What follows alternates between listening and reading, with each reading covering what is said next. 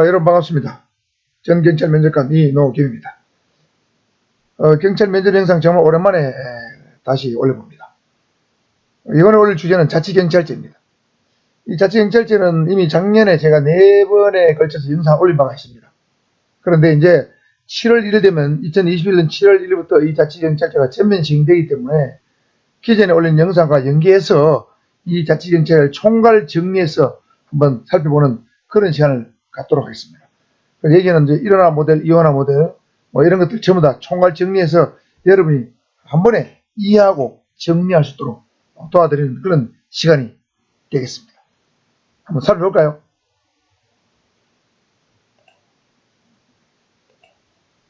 자, 이 자치경찰제의 유형은 크게 보면 이원화 모델과 일원화 모델이 있습니다. 일원화 모델이 지금 이제 2021년 7월 1일부터 시행하려고 하는 확정된 자치경찰제 모델이고, 이원화 모델은 일원화 모델이 생기기 전에 그 전에 검토된 모델로 보시면 되겠습니다. 먼저 이원화 모델은 홍익표 더불어민주당 의원이 발의한 안입니다. 자, 이원화 모델을 이해해야만 일원화 모델을 이해할 수 있기 때문에 요거 간단하게 지난번에 설명을 드렸지만 간단하게 한 번 더 설명드리겠습니다. 이원화 모델은 국가경찰과 자치경찰이 완전히 분리 구분되는 형태입니다. 제주자치경찰제 형태죠. 제주도는 국가경찰과 자치경찰이 완전히 별도의 기관으로 존재하고 있죠. 이런 제도를 이원화 모델이라고 부릅니다. 국가경찰과 자치경찰이 완전히 구분된 형태. 그래서 이 자치경찰에는 시도자치경찰과 시도자치경찰위원회를 신설하는 거죠. 별도 조직, 별도 사무실도 있습니다. 그리고 이 자치경찰의 신분은 지방직입니다. 원래는 국가경찰관 중에서 희망자 약 43,000명을 지방직으로 전환하는 것이 원래 계획이었습니다. 그리고 자치경찰의 소속은 시도지사 소속입니다. 예를 들면 서울시장, 부산시장, 경남시사처럼 광역시, 특별시, 그 다음에 도단 이상, 그 다음에 보수와 수당은 역시 시도지사가 지급을 합니다. 제주도 자치경찰도 제주도지사가 보수를 지급하죠. 그리고 자치경찰의 사무는 역시 자치경찰 사무인데 주로 생활안전, 여성청소년, 교통, 그 다음에 지역경비 및 이 생활여청교통경비 관련 수사 사무가 되겠습니다. 이것이 이원화 모델입니다. 자, 보시면 요 왼쪽에 있는 도표가 현재의 치안 시스템입니다. 왼쪽은 국가경찰 시스템이고 오른쪽은 제주자치경찰 시스템입니다. 제주도는 제주도지사 밑에 제주자치경찰단, 서귀포 지역경찰대가 있죠. 그럼 국가경찰 조직과 자치경찰 조직이 완전히 구분되는 이원화 모델입니다. 그리고 여기에서 좀 더 확장해서 전국적으로 이원화 모델을 확대했을 경우는 여기는 역시 국가경찰 모델이죠. 국가경찰 모델이고, 그래서 국가경찰위원회를 두고 시도 밑에는 시도경찰위원회를 두고, 그 다음에 거기에 자치경찰본부나 자치경찰대나 자치경찰단, 그 다음에 자치경찰 소속의 지구대 발소를 둔다. 이렇게 해서 역시 국가경찰과 자치경찰을 구분하는 그런 형태로 보시면 되겠습니다. 그래서 사무나 인력을 국가경찰의 사무와 인력을 자치경찰로 일부 이관하는 형태. 이것이 홍익표 의원의 안이 되겠습니다. 자, 이런 이원화 모델의 장점은 뭐냐면 진정한 지방분권을 구현할 수 있다는 거죠. 원래 의미 자치경찰은 이런 겁니다. 자치경찰을 완전히 자치단체로 이관해서 자치단체 장의 지휘감독을 받게 하는 제도죠. 두 번째는 수사권 조정으로 비대해진 경찰 권력과 인력을 분산하는 그런 장점이 있습니다. 세 번째는 방대한 경찰 조직과 인력을 축소함으로써 경찰 자체, 국가경찰 자체의 자체 사고 발생 가능성이 현저히 줄어든다는 뜻이죠. 예를 들면 현재 12만 명인데 만약에 이원화 모델이 실현되었다면 8만 명 정도로 줄었을 겁니다.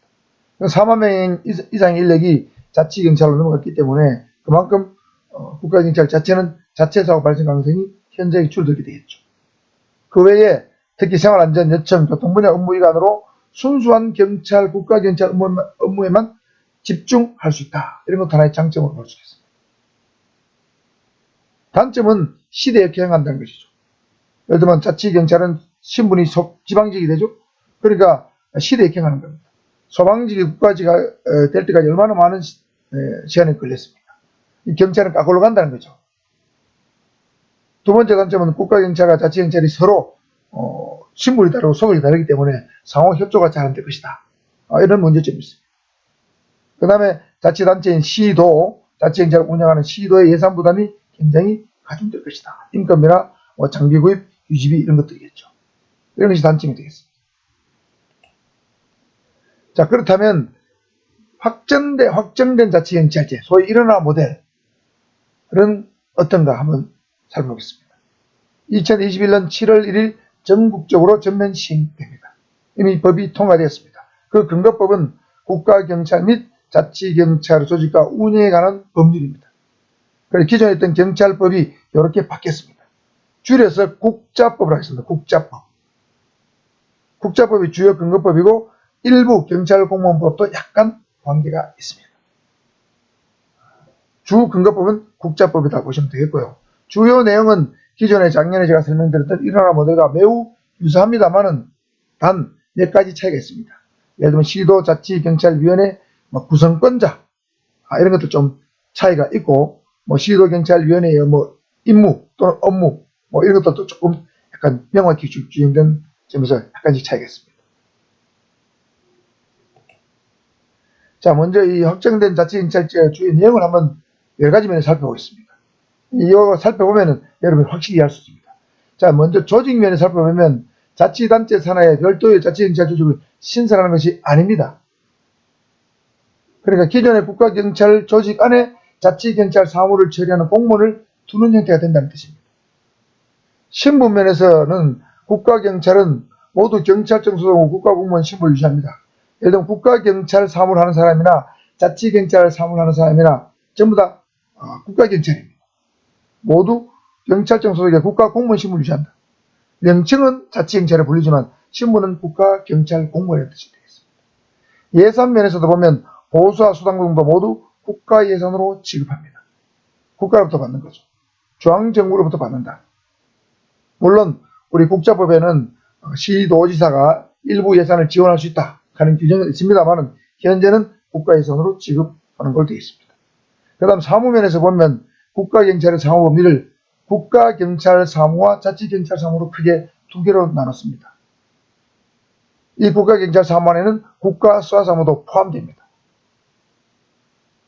그리고 지휘감독 체계는 국가경찰 사무는 경찰청장이 지휘감독을 하고 자치경찰 사무는 시도자치경찰위원회가 지휘감독을 하고 국가수사사무는 국가수사본부장이 지휘감독을 하는 걸로 지휘체계가 삼원화되는 셈이죠. 지휘감독하는 사람이 세 사람이다 이렇게 보시면 되겠습니다. 자, 다시 한번 정리하면 지휘감독 체계가 국가경찰 업무, 예를 들면 정보, 보안, 외사, 경비대인데 이 보안은 사실은 요 가야 됩니다. 수사경찰로 가야 됩니다. 보안은 현재 명칭이 바뀌어서 안보수사로 바뀌었습니다. 안보수사는 국가수사본부장 밑에 가기 때문에 보안은 빼야 됩니다. 정보, 외사, 경비, 경무 이런 것들은 국가경찰사무고 경찰청장의 지휘감독을 합니다. 그 다음에 생활안전, 교통, 여성 청소년, 성폭력, 학교폭력, 가정폭력, 아동학대 이런 사무는 자치경찰 사무인데 이거는 시도자치경찰위원회의 지휘감독을 받는다. 그 다음에 이 수사경찰은 범죄수사인데 일반 범죄수사, 강력범죄수사, 예를 들면 살인, 강도, 강간, 절도, 마약, 폭력, 상해, 방화 이런 범죄 있죠. 이런 범죄. 그 다음에 지능범죄, 보이스피싱 이런 것들은 전부 다 이 국가수사본부장의 지휘를 받게 된다는 뜻이 되겠습니다. 만일 부산을 예를 들면 살펴보면 부산경찰청의 지휘감독 체계는 공공안전부와 수사부와 자치경찰부 세 부로 나눠집니다. 이 자치경찰부의 부장들, 공공안전부, 수사부, 자치경찰 부장들 다 국가경찰공무원이 경무관이 합니다. 그래서 공공안전부는 역시 경무, 경비, 공공안전정보, 옛날에 정보과입니다. 구정보과, 외사.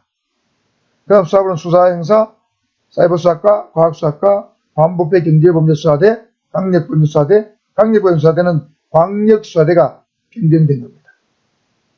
그다음 반부패 경제범죄수사대는 지능범죄수사대가 바뀐 겁니다. 안보수사는 보안과가 바뀐 거죠. 이런 건 전부 다 수사부, 일반 형사사건 또는 강력범죄를 처리하는 부서다. 자치경찰부는 생활안전, 여성청소년, 교통이고 경찰서도 역시 생활안전, 여성청소년, 교통과 업무는 자치경찰사무가 되겠습니다. 자치경찰부장의 지휘감독을 받으면서 시도자치경찰위원회 감독도 같이 받는다. 이렇게 보시면 되겠습니다. 자, 그렇다면 자치경찰사무는 도대체 어디까지냐? 이 국자법 4조에 나와 있어요. 지금까지 자치경찰사무가 뭔지 명확히 나와 있지 않았습니다.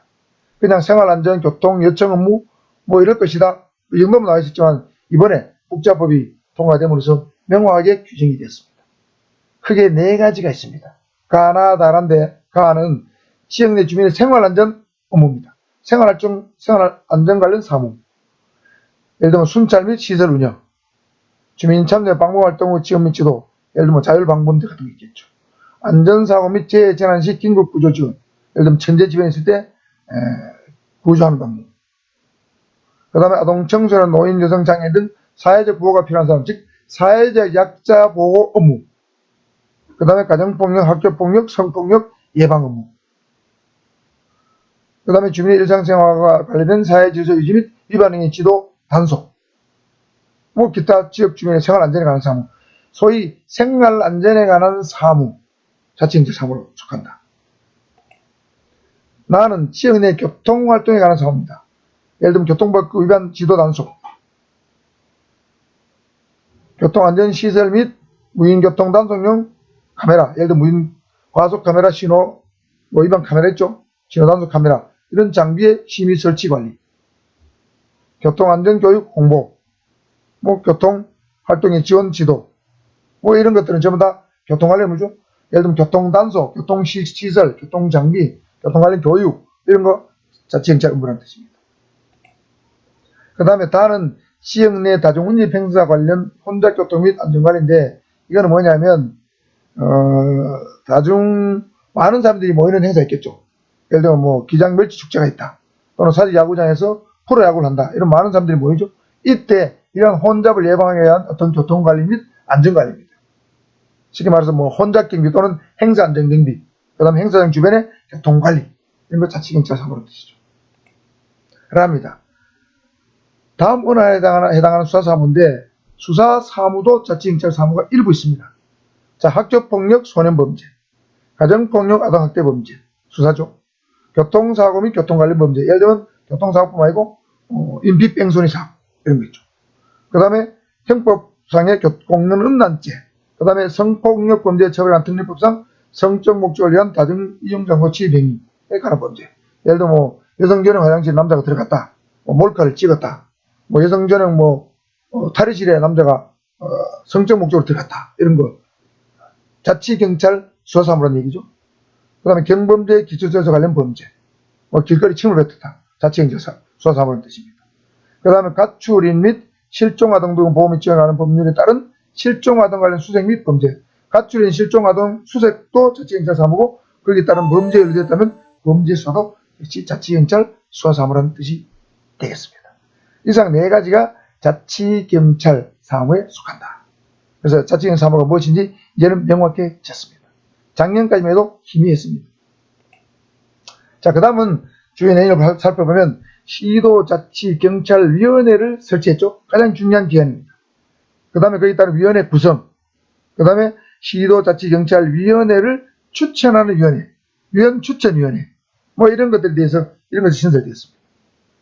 자, 법 18조를 보면 시도자치경찰위원회를 설치했는데, 자치경찰 사무를 관장하기 위해서 시도지사 소속으로 시도자치경찰위원회를 둔다 되어 있습니다. 시도지사 소속으로 자치경찰위원회를 설치됩니다. 자, 20조에 보면 시도자치경찰위원회 위원회 임명은 시도지사가 하는데, 자, 7명의 위원이 있습니다. 7명의 위원을 누가 임명하는가 볼까요? 시도의회에서 2명, 국가경찰위원회에서 1명, 시도교육감이 1명, 시도의사가 1명, 4번 시도자치경찰위원회 위원추천위원회, 말이 어렵죠. 위원추천회에서 2명, 이렇게 해서 7명의 위원이 시도자치경찰위원회 위원이 된다는 뜻이 되겠습니다. 자, 이 위원 추천위원회는 역시 시도의사 소속으로 둡니다. 그러니까 시도자치경찰위원회도 시도의사 소속, 위원 추천위원회도 시도의사 소속이고, 또 시도의사가 시도자치경찰위원회 위원을 한 명을 지명할 수도 있습니다. 그 시도의사 권한이 막강하죠. 자, 이런 새로운 어떤 기관이 생긴다는 뜻이 되겠습니다. 다음은 시도자치경찰위원회의 업무가 뭔지 살펴봐야 되겠죠. 자, 법 24조에 보면 이 소관 사무가 나옵니다. 많이 있는데 중요한 것만 제가 요약했습니다. 자, 이거 중요합니다. 자치경찰 사무에 관한 인사, 예산, 장비, 통신에 관한 정책 및 운영 지원. 인사, 예산에 관여할 일이가 있죠. 인사, 예산, 장비. 그 다음 자치경찰 사무 담당 공무원의 임용과 평가. 공무원 임용과 평가. 뭐 인사고과 같은데, 예를 들면 정보 발령, 그죠? 그 다음에 신규 임용, 뭐 이런 데 관여할 수 있다는 얘기죠. 인사에 관여할 수 있다는 뜻입니다. 그 다음에 시도경찰청장 임용과 관련한 경찰청장과 협의. 자, 이건 뒤에 또 나옵니다. 자치경찰 사무 감사 및 감사 의뢰. 감사권도 있고 감사 의뢰권도 있어요. 그 다음에 자치경찰 사무 담당 공무원에 대한 감찰 요구, 그거 징계 요구권. 그러니까 자치경찰위원회는 자치경찰 공무원의 임용평가, 사무감사, 감찰 요구, 징계 요건을 다 갖고 있다. 막강한 권한을 갖게 되었습니다. 여기다가 시도경찰청장 임용할 때도 경찰청장하고 경찰청장이 시도자치경찰위원회하고 협의해야 됩니다. 시도경찰청장 임용에도 관여할 소지를 만들어뒀다. 자, 나옵니다. 시도경찰청 임용 및 지휘감독입니다. 이항 볼까요? 경찰공무원부 7조에도 불구하고 시도경찰청장은 경찰청장이 시도자치경찰위원회와 협의하여 추천한 사람 중에서 행안부 장관의 제청으로 대통령이 임명한다. 자, 그러면 시도경찰청장 임명할 때 경찰청장이 단독으로 임명하는 것이 아니고 시도자치경찰위원회와 협의해야 됩니다. 그러니까 시도자치경찰위원회 입김이 굉장히 세진 거죠. 자, 현재는 이 협의하여 이 말을 가지고 경찰청에서는 협의할 수 있다고 해석하고 시도자치경찰위원회는 협의하여 한다고 해석하면서 서로 다르게 해석하고 있습니다. 경찰청장 입장에서는 협의하여를 협의할 수 있다고 해석하는 것이 유리하겠죠? 그러나 자치경찰위원회 입장에서는 협의하여 한다고 해석하는 게 유리할 겁니다. 이걸 두고 서로 다투고 있습니다. 어쨌든 최종 임명은 대통령이 임명하지만 시도자치경찰위원회가 개입할 여지는 만들어졌다는 뜻이 되겠습니다. 그 다음에 3항 시도경찰청장은 자치경찰 사무에 대해서는 시도자치경찰위원회의 지휘감독을 받아 이상하죠. 시도경찰청장도 자치경찰 사무는 시도자치경찰위원회의 지휘감독을 받는다. 마치 이 말을 들으면 시도경찰청장은 시도자치경찰위원회의 부하처럼 느껴집니다. 물론 부하는 아니지만 지휘감독은 받는 법적 근거가 만들어졌습니다. 자, 이것이 시도경찰청장 임명과 지휘감독에 관한 규정입니다. 뒤에 또 문제점을 정리할 겁니다. 그 다음에 시도자치경찰위원회와 경찰서장의 관계입니다. 자, 법 3조에 보면 경찰서장에 대해서 나오는데 사항을 보면 시도자치경찰위원회는 정기적으로 경찰서장과 자치경찰 사무 수행에 관한 평가 결과를 경찰청장에게 통보해야 하며 경찰청장은 이를 반영해야 한다. 시도자치경찰위원회가 경찰서장과 자치경찰 사무 수행 평가도 해요. 그리고 지방청장 인사에도 임용에도 개입하고 경찰서장 평가에도 개입합니다. 자, 그 다음에 경찰공무원법에 한번 보겠습니다. 자치경찰관의 임용권을 누가 갖는가 보겠습니다. 총경 이상의 경찰공무원은 대통령이 임명합니다. 경정 이하는 경찰청장이 임명합니다. 경찰청장이. 자, 그런데 이 사망에 보면 특이한 규정이 들어있습니다.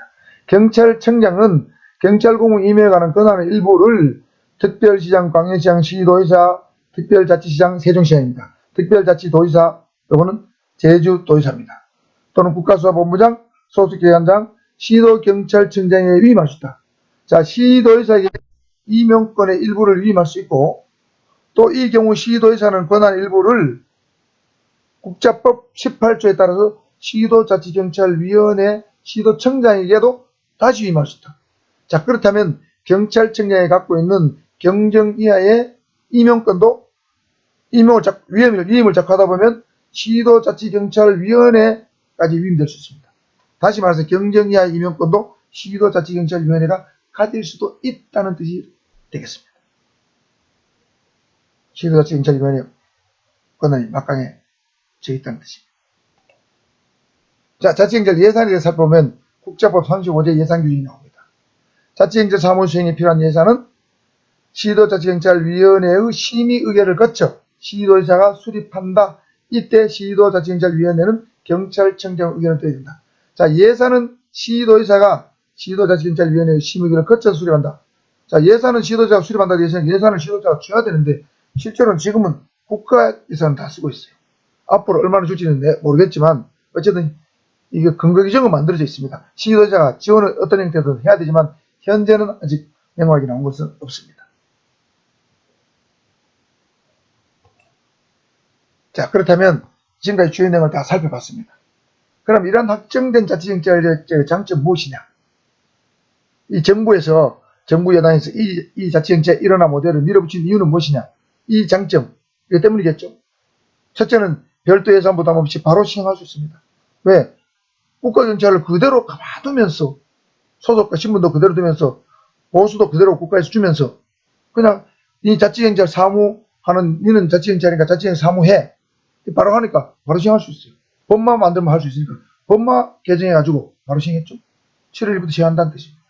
예산 부담 없이 바로 할 수 있다. 그 다음에 신분과 소속이 다 국가경찰 공무원이죠. 자치경찰 사무를 하든 국가경찰 사무를 하든 수사 사무를 하든 그러니까 상호간의 업무 협조가 용이합니다. 맨날 보던 사람들이에요. 또 세 번째 장점은 자치경찰의 신분을 국가직으로 그대로 유지하기 때문에 시대 흐름과 부합하죠. 즉 소방직이고 국가직 하듯이 자치경찰도 지방직으로 안 만들고 국가직으로 그대로 남겼다는 뜻이죠. 네 번째는 시도자치경찰위원회를 통해서 자치경찰 사무에 대한 여러 가지 민족 통제가 가능해졌다. 뭐 이런 것들이 하나의 장점입니다. 이것이 이제 국자법의 어떤 개정 사유에 보면 이런 내용들이 들어있습니다. 자, 장점 네 가지 여러분 잘 알아둬야 됩니다. 나중에 답변 방향 결론하고도 관계있기 때문에. 자, 그러면 단점 내지 문제점은 뭐냐? 이거 알아봐야 되겠죠. 이제 막 시행하려는 자치경찰제. 첫 번째 단점은 진정한 의미의 자치경찰제. 진정한 지방분권과는 거리가 제법 멀다는 거죠. 진정한 지방분권, 진정한 자치경찰제는 이원화 모델이죠. 자치단체장 소속으로 자치경찰 조직을 만들어서 자치경찰 사무를 독립적으로 수행하는 것. 이게 원래 의미 자치경찰제입니다. 두 번째는 검경수권 조정으로 비대진 경찰 권력을 분산한다는 목적으로 우리 문재인 대통령이 자치경찰제를 처음 주장을 했습니다. 그런데 강력사건 수사권과 자치경찰 사무사건을 모두 현재 국가경찰 그대로 갖게 되었습니다. 그러니까 이런 취지가 무색해졌죠. 원래 이 자치경찰 사무사건하고 자치경찰 사무, 뭐 생활, 여청, 교통사무는 자치경찰 이가 되는데 국가경찰 그대로 남았어요. 그러니까 이게 권력분산의 취지도 상당히 퇴색되었다. 세 번째, 신분과 소속과 보수는 그대로인데 지휘감독자만 늘었다. 지휘감독이 누굽니까? 자치경찰 같으면 자치경찰에 있는 직상급자가 있겠죠. 자치경찰 부장, 자치경찰 국장, 자치경찰 과장이 있겠죠. 상급자의 지휘감독도 받으면서 시도자치경찰위원회의 지휘감독도 같이 받게 됩니다. 임용, 그죠? 인사, 평가, 징계 요구, 감찰 요구 다 받잖아요. 그러니까 한마디로 몸뚱아리 가만히 있는데 신분 소속 보수는 가만히 있는데 말이죠. 나는 가만히 있는데 시험을 없는 거예요.